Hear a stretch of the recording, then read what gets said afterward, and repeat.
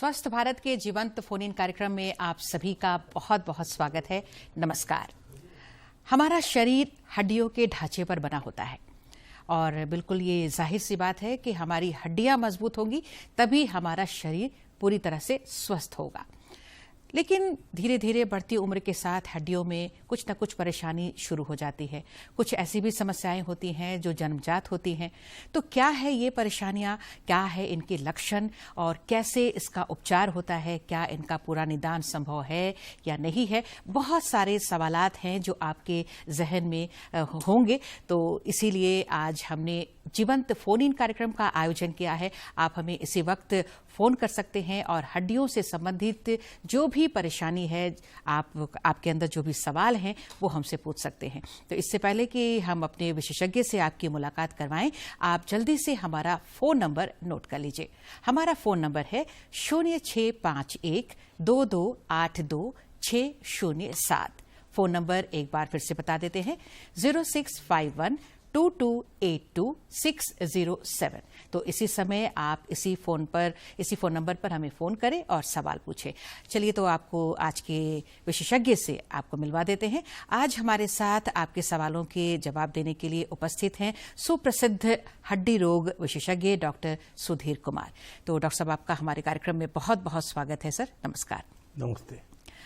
Sir, हमने अपना जो फोन इन कार्यक्रम का जो फ़ोन नंबर है वो हमने अपने दर्शकों को दे दिया है और उम्मीद है कि जल्द ही फ़ोन कॉल्स आने शुरू हो जाएंगे। तो जब तक हमारे दर्शक हमसे जुड़ते हैं, सर आपसे पहला सवाल मेरा यही रहेगा कि हमारी जो हड्डियां हैं वो गर्भावस्था से ही इसका जो है वृद्धि विकास होता रहता है। तो क्या उस समय से लेकर भी कुछ परेशानियां उत्पन्न होती हैं और धीरे धीरे चलते हुए अगर हम आगे बढ़ते हैं तो कैसे कैसे किस तरह से इसकी परेशानियां बढ़ती हैं? निश्चित रूप से उम्र के साथ बहुत सारी चीजें जुड़ी हुई होती हैं। अगर हम उम्र के प्रारंभिक तौर पर देखें तो जन्म से होने वाली कई बीमारियां होती है, जैसे जन्म से हड्डियों का तिरछापन। हाँ। और सबसे कॉमन जो प्रॉब्लम है, जन्म से होने वाला प्रॉब्लम है, वो क्लब फुट की डिफॉर्मिटी है। अच्छा। जन्म से होने वाला पैर अंदरूनी तौर पर चढ़ा होता है और उसका करेक्शन प्लास्टर से और सर्जिकल उपचार से पूरी तरह से संभव है। लोगों को करेक्ट किया जा सकता है। अच्छा। जवानी में या जब हम एक्टिव पार्ट ऑफ लाइफ में रहते हैं तो सबसे कॉमन चीजें जो होती है हमारी फिजिकल एक्टिविटी से रिलेटेड है, वो लिगामेंट और बोनी इंजरी से जुड़ी हुई है। स्पोर्ट्स में जो एक्टिविटी में जो लोग शामिल हैं उनकी भी अलग तरह की परेशानियां होती है जी। जितनी फिजिकल एक्टिविटी ज्यादा होंगी, इंजरी होने की संभावना उनमें ज्यादा हो सकती है। बुढ़ापे में हड्डियां कमजोर होती हैं, बुढ़ापे के लक्षण परिलक्षित होते हैं, जैसे ऑस्टियोपोरोसिस हुआ, तो उसकी वजह से सामान्य रूप से बहुत छोटी सी इंजरी से भी हड्डी टूट सकती है। जी जी जी। सो हर उम्र में अलग अलग तरह की समस्या है और अलग अलग तरह का समाधान है। जी जी बिल्कुल। अभी के बढ़ते समय में लोगों की उम्र में बढ़ोतरी हुई है, इसलिए नई नई समस्याओं के रूप में एक कैंसर जैसी चीजों का भी तादाद बढ़ी है। हड्डियों में कैंसर? जी, हड्डियों का कैंसर की तादाद बढ़ी है। जी जी जी। और उसका एक कारण बेहतर चिकित्सीय सुविधा होना, बेहतर डायग्नोस्टिक टूल होना और साथ साथ बढ़ती उम्र भी एक कारण होता है। जी जी जी। तो ये तो बिल्कुल आपने शुरुआत से लेकर जैसे जैसे उम्र हमारी बढ़ती है कैसे कैसे परेशानियां आती हैं आपने उनका जिक्र किया है सर। तो धीरे धीरे उन पर हम प्रकाश डालेंगे। तो जैसे बचपन में जो परेशानी होती है हड्डियों में, उसका आपने कहा कि इसका उपचार जो है वो पूरी तरह से हो जाता है सर्जरी से। तो कई बार ये पकड़ में नहीं आता है, लोग समझ नहीं पाते हैं, तो किस तरह से इसका पता लगाया जा सकता है? जाँच करने का जो सबसे अच्छा तरीका जो होता है वो हम लोग हमारे यहाँ क्लिनिकल प्रैक्टिस में जो बताई जाती हैं चीजें जी, सबसे पहले क्लिनिकल इवैल्यूएशन होता है। दूसरे नंबर पर है बिना इन्वेड किए शरीर के अंदर घुसे हुए कई जांच से संभव है, जैसे कि साधारण तरह का x ray, CT scan, MRI, PET scan और भी कई तरह की स्कैनिंग टेक्निक है, उसके जरिए इन चीजों का जाना जा सकता है।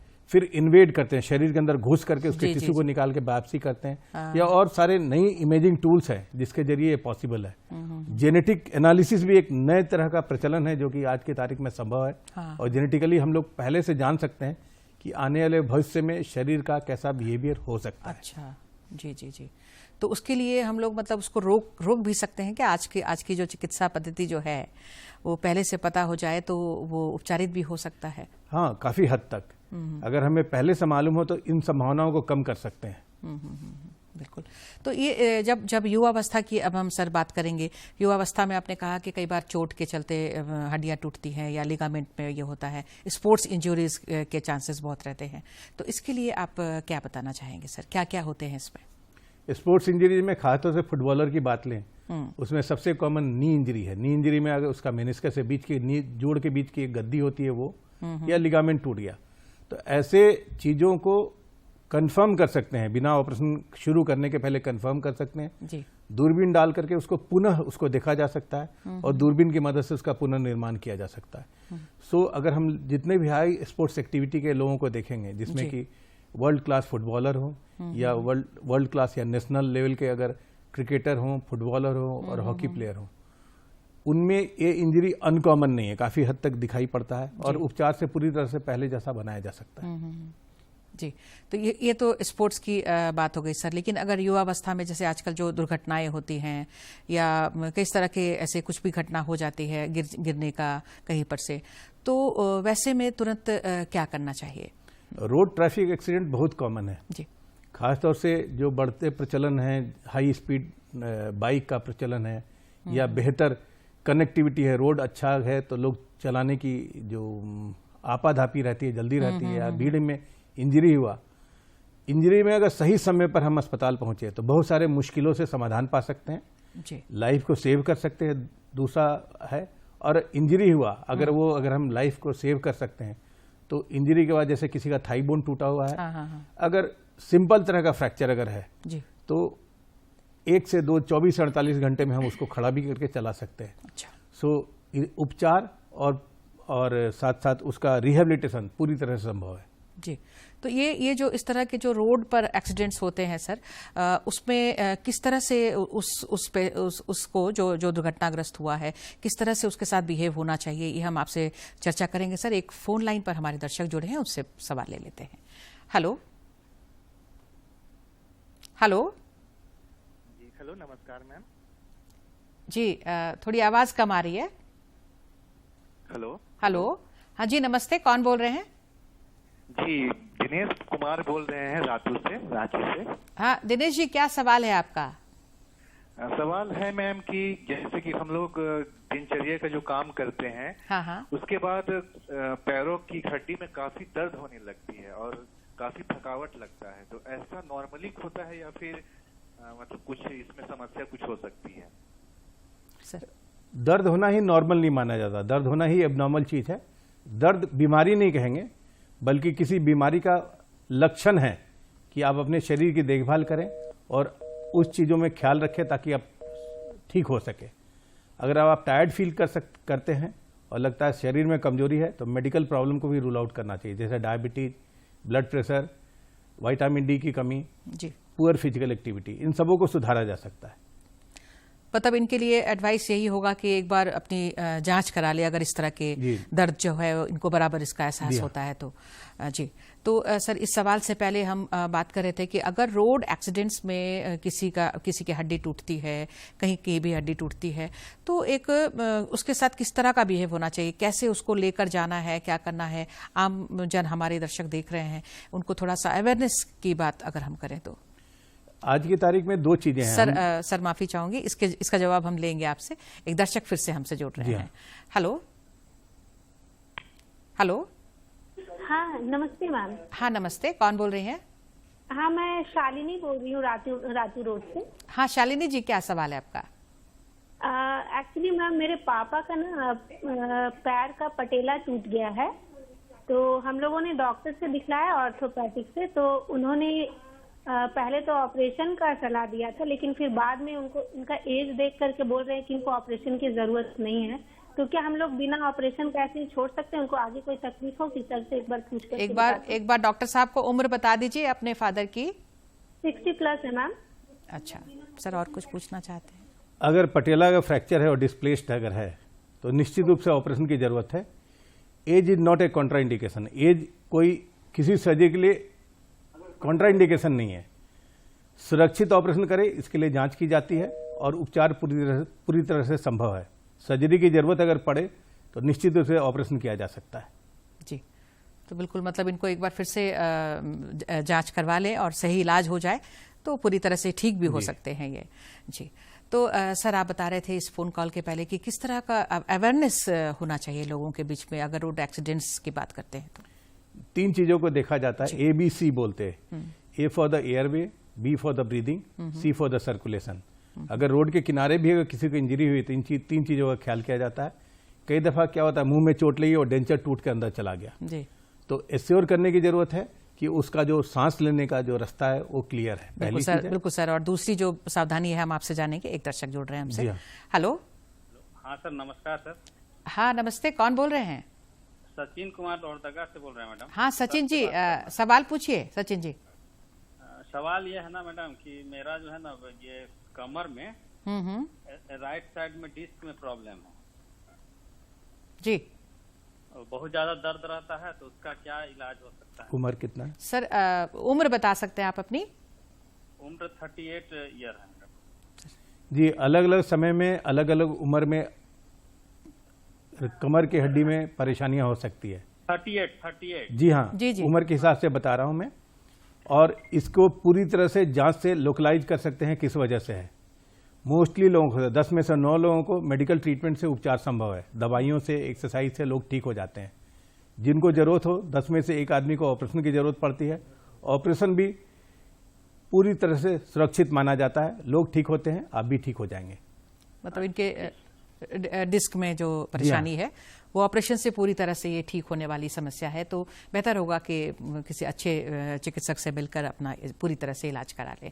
तो सर आपने एक सावधानी बताई कि जो श्वास की जो प्रक्रिया है वो सही रहनी चाहिए, और क्या सावधानी बरतनी चाहिए? दूसरा जो होता है बी बोलते हैं। बी का मतलब होता है ब्लीडिंग। कहीं भी अगर ब्लीडिंग, शरीर का हिस्से से ब्लीडिंग अगर हो रहा है, हाँ हाँ, तो उस हिस्से में अगर हम प्रत्यक्ष रूप से दबाव लगाएं, दबा कर किसी कपड़े के रख करके घाव के ऊपर दबाव लगाएं, जी जी, तो ब्लीडिंग का रोकना संभव है। सो ये एक लाइफ सेविंग तरीका है। जी जी जी।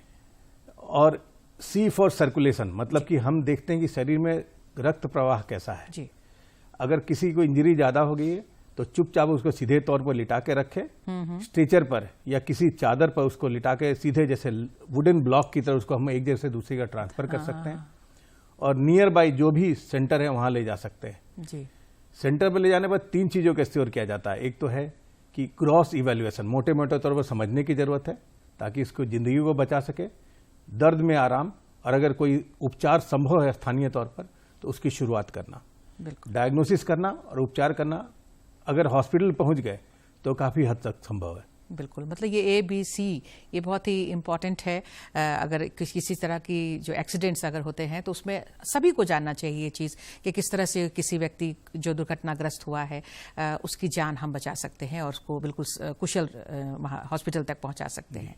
तो सर इन बातों का तो ख्याल रखेंगे लोग। आपके ज़रिए ये बात बहुत ही अच्छी बात पहुंच रही है। तो सर धीरे धीरे जैसे उम्र बढ़ती है तो सर बहुत सारी परेशानियां शुरू होती हैं। इस पर हम चर्चा करेंगे। एक दर्शक हमसे जुड़ रहे हैं, उनका सवाल लेते हैं। Hello hello. जी नमस्ते मैम। हाँ नमस्ते, कौन बोल रहे हैं? जी मनोज बोल रहे रांची से मैम। डॉक्टर साहब से बात करना था मैम। हाँ हाँ मनोज जी, सवाल पूछिए, डॉक्टर साहब सुन रहे हैं आपकी बात। ये 2.5 महीना का मेरा बच्चा है मैम, उसका वो गिरने से शोल्डर क्रैक हो गया है। जी, तो वही उसी के बारे में बात करना था। वो अभी मतलब 2 महीना हो गया है, तो क्या फिर उसको एक्सरे करवाना होगा कि ठीक हो जाएगा? अच्छा, मतलब क्रैक हुए 2 महीने हो गए हैं? जी, वो दवा अभी दे रहे थे। हाँ, तो वो दर्द नहीं कर रहा, लेकिन हाथ जब उठाता है तो थोड़ा सा एबनॉर्मल उसकी एक्टिविटी होगी। सर आप जी आमतौर पर नहीं, क्योंकि बच्चों में हड्डियां, अगर स्वस्थ एक बच्चे में हड्डियां तुरंत जुड़ जाती हैं।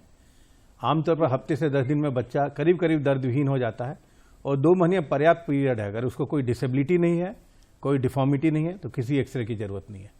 ये अननेसेसरी रेडिएशन है, उसके बिना भी काम हो सकता है। क्लिनिकली देखने की जरूरत है। तो मतलब इनको क्या करना चाहिए सर? मतलब अब कुछ करने की जरूरत नहीं है। बहुत अगर चिंता अगर हो तो डॉक्टर से पुनः मिल लें। हाँ, मतलब एक बार एक्सरे वगैरह करा ले तो एक्सरे करा ले तो पता लग सुनिश्चित जाएगा। करने का तरीका होता है, जी, वैसे जी, जुड़ना जी, करीब करीब तय है। हाँ हाँ, मतलब एक बार आश्वस्त हो जाएं पेरेंट्स, एज अ पेरेंट्स तो चिंता होती ही है, तो एक बार फिर से दिखा लें, एक बार एक्सरे हो जाए तो फिर वो आश्वस्त हो जाएंगे कि बस अब ठीक है बिल्कुल।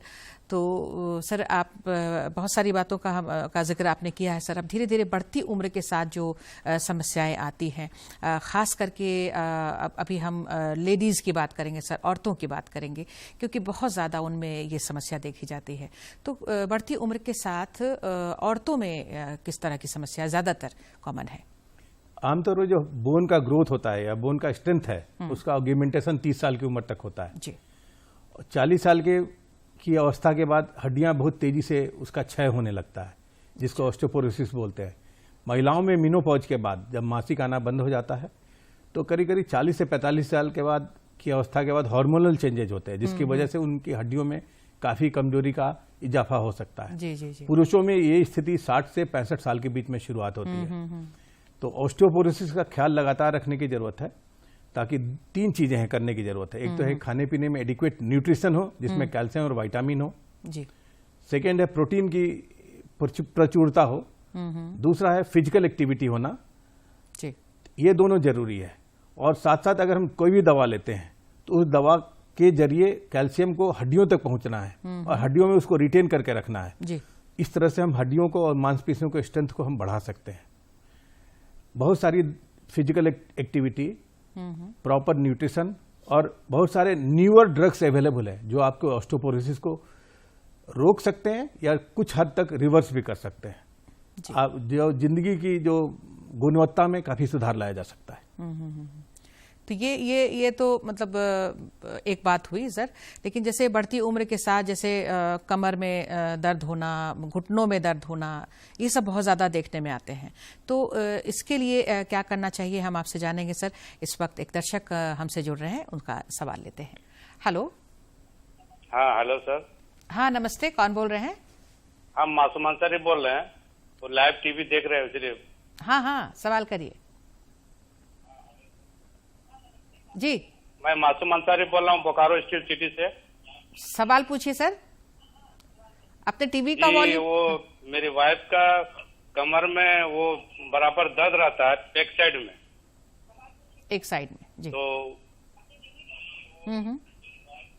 सर कुछ पूछना चाहते हैं? जी, आपकी उम्र कितनी है उनकी? वो 48, उम्र 48 है। 48। जी, ये करीब करीब ये अवस्था होती है जिस समय मासिक धर्म आना बंद हो जाता है, हड्डियों में कमजोरी बढ़ती है। 3-4 चीजों का खास ख्याल करना है। बोन का न्यूट्रिशन कैसे इंप्रूव करें, पहला। फिजिकल एक्टिविटी, खासतौर से फिजियोथेरेपी की मदद से और फिजिकल एक्टिविटी से भी इसको इंप्रूव किया जा सकता है। कई दफा अगर हम बिस्तरे को सही रखें, जैसे खाट जैसी चीज है वो सही नहीं होती रीढ़ की हड्डियों के लिए। रीढ़ की हड्डियों के लिए जो सबसे सही चीज है flat bed to lie, normal flat bed होना चाहिए। रुई जो है सबसे अच्छा मटेरियल है, आपको कह सकते हैं, जिस पर सोया जा सकता है।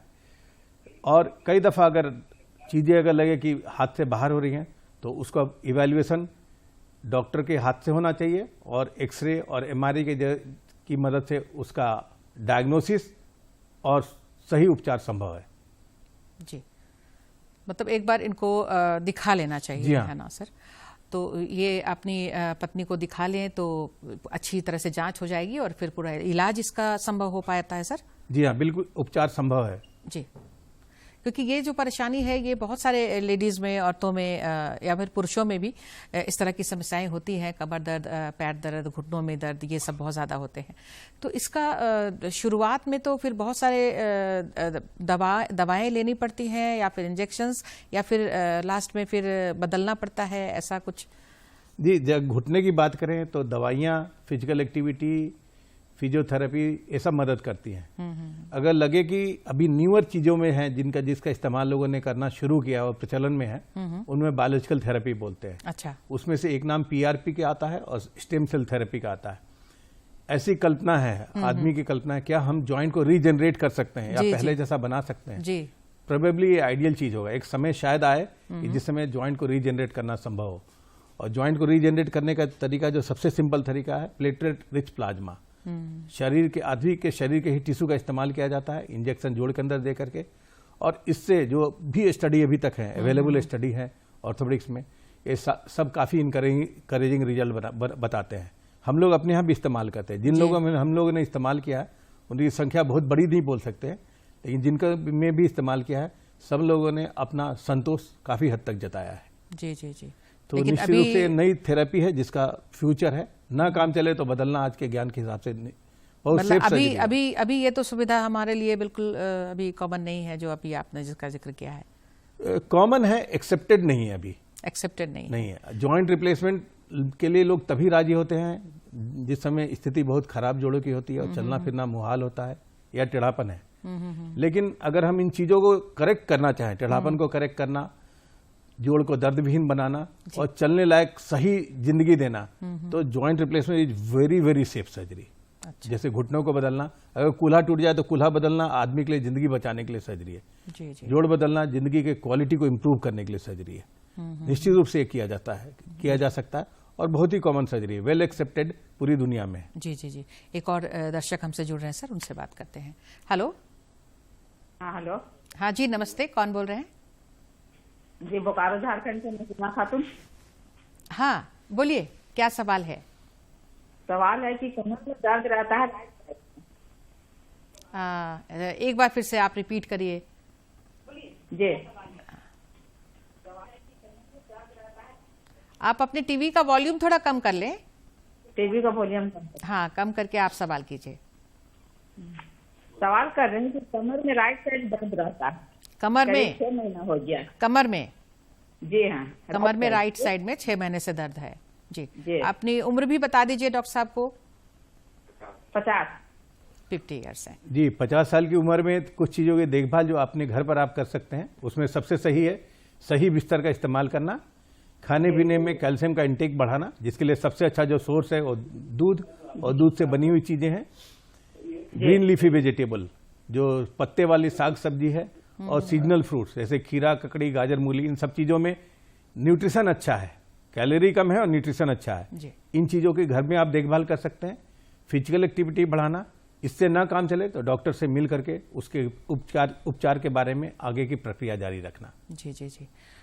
कई बार लोग सर इस तरह के दर्द होने में मालिश वगैरह कराते हैं सर, ये सब सही होता है क्या? मालिश कराने में फील गुड होता है, अच्छा लोग महसूस करते हैं, लेकिन बहुत ही कम केमिकल है जो कि स्किन बैरियर को क्रॉस करता है।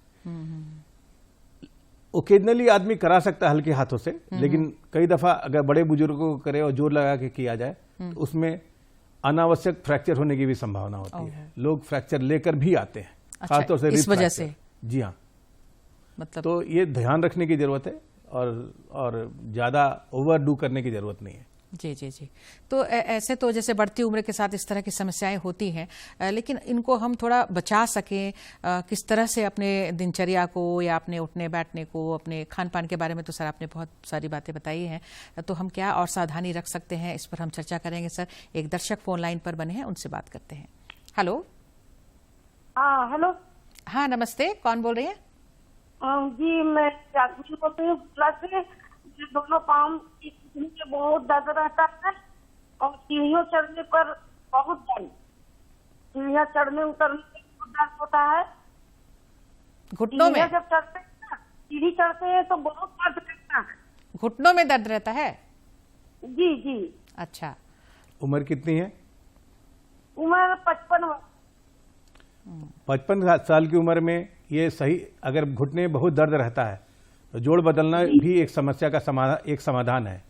लेकिन आमतौर पर मुझे व्यक्तिगत रूप से बड़ी उम्र में ही लोगों का जोड़ बदलना पसंद है। मैं ऐसे लोगों को सलाह देता हूं, पहली बात है डॉक्टर से उसके मिलकर सही सलाह लें। दूसरा है कि अपना न्यूट्रिशन इंप्रूव करें, फिजिकल एक्टिविटी बढ़ाएं। जोड़ में इंजेक्शन देना, पीआरपी जैसे करना एक सही उपाय है। और कई दफ़ा अगर पैर तिरछा है तो ऑपरेशन के जरिए उसको सीधा करना भी आपके जोड़ों को दर्द को कम करता है, ताकि नेचुरल जोड़ लंबे समय तक या हो सकता है हमेशा के लिए चले। ये सही प्रक्रिया है। जी जी जी। और अगर जैसे सीढ़ियां चढ़ने की जैसे इन्होंने बात कही है, तो जीवन शैली में बदलाव लाना तो आपके व्यक्तिगत चर्या में शामिल है। अगर आपको सीढ़ी चढ़ना कंपल्सन है तो उसको रोका नहीं जा सकता है, लेकिन साथ साथ किसी असिस्टेंस जैसे छड़ी की जरूरत हो या किसी सहारे की जरूरत हो, उसको लेने में न हिचकिए तो अच्छा रहेगा। ये आपको सुरक्षित भी बनाता है और आपको तकलीफ में भी कमी लाता है। बिल्कुल, मतलब जो डायरेक्ट प्रेशर उस पर नहीं कम पड़ेगा कर अगर हम सकते सहारा हैं। लेते जी हाँ। हैं छड़ी की, और अगर ज़रूरत है तो उसमें हमें बिल्कुल संकोच नहीं करना है। और अगर दैनिक जो जैसे कि आजकल कम उम्र से ही इस तरह की समस्याएं दिखती हैं, डॉक्टर साहब आप तो हर दिन देखते हैं मरीजों को, तो किस तरह का आप सलाह देना चाहेंगे कि हमारी दिनचर्या में उठना बैठना जो भी प्रक्रिया होती है हर दिन की, किस तरह का हमारा होना चाहिए? बचपन में और जवानी में का वक्त अगर हो तो उसमें कोई दिक्कत ही नहीं है। हाँ। लगता है सारी दुनिया के जो फिजिकल एक्टिविटी हमारे कंट्रोल में है। जैसे जैसे उम्र बढ़ती जाती है हमें कुछ खास ख्याल रखने की जरूरत है। उसमें खास ख्याल है, अगर हम जैसे बिस्तर से उठते हैं तो अचानक ही ना उठे, पहले उठ करके बिस्तर पर बेड पर बैठे, जब लगे सब महसूस सही हो रहा है तभी हम आगे बढ़े। बाथरूम एक ऐसी जगह है जहां बहुत सारे बड़े बुजुर्गों को चोट लगती है, तो बाथरूम साफ सुथरा और सूखा होना चाहिए। सेकंड है, बाथरूम में अगर कहीं कोई जरूरत है तो बार लगे होने चाहिए जिसके सहारे के जरिए हम उठ सके और गिरने की संभावना घटे। तीसरा है, अगर घर में बड़ी उम्र के लोग केवल रह रहे हों और असिस्ट करने वाले लोग नहीं है तो बाथरूम का दरवाजा अंदर से लॉक ना करें, ताकि लोग बाहर से भी कोई जरूरत पड़ने पर दरवाजा खोल के अंदर में आपकी मदद के लिए आ सके। जी जी जी। चौथा है कि जितने भी घर के अंदर जो भी एक कॉरिडोर में जो भी हिस्सा है उसको प्लेन होना चाहिए, कहीं भी उभार या सीढ़ी नहीं होना चाहिए। छोटी सी भी अगर ऊंचाई का अगर सीढ़ी अगर है या कोई उभार है तो इंजरी देने के लिए वो पर्याप्त है। जी जी जी, बिल्कुल। तो ये बहुत छोटी छोटी बातें हैं लेकिन ये बहुत बड़ी बातें हैं और इनका ध्यान डे टू डे लाइफ में हमें रखना ही होगा। सर, बच्चों की बात थोड़ी सी हम करना चाहेंगे इसी पर, जो पोस्चर की बात है। आजकल जो बच्चे दिन भर कंप्यूटर पे रहते हैं, उनके लिए कुछ सलाह देना चाहेंगे सर? समय बहुत कम है हमारे पास। जी, मोबाइल और गूगल ने दुनिया का नई तरह की आज़ादी दी है तो नई तरह की समस्या भी पैदा की है।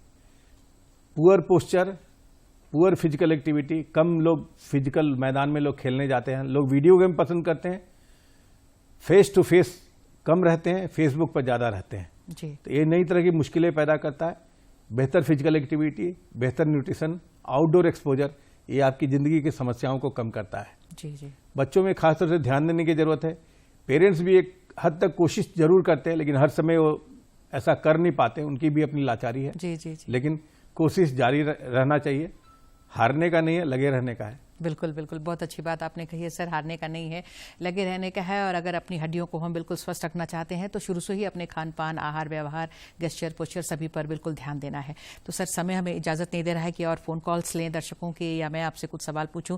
दर्शकों को हम बहुत बहुत धन्यवाद देते हैं इतने सारे सवालों के, और आपको सर बहुत बहुत धन्यवाद कि आपने इनके जवाब दिए हैं। बहुत सारी महत्वपूर्ण बातें आपने बताई हैं, अपना कीमती वक्त हमें दिया है, आपका बहुत बहुत धन्यवाद। नमस्कार सर। नमस्ते। और आप सभी दर्शकों को भी बहुत बहुत धन्यवाद। नमस्कार।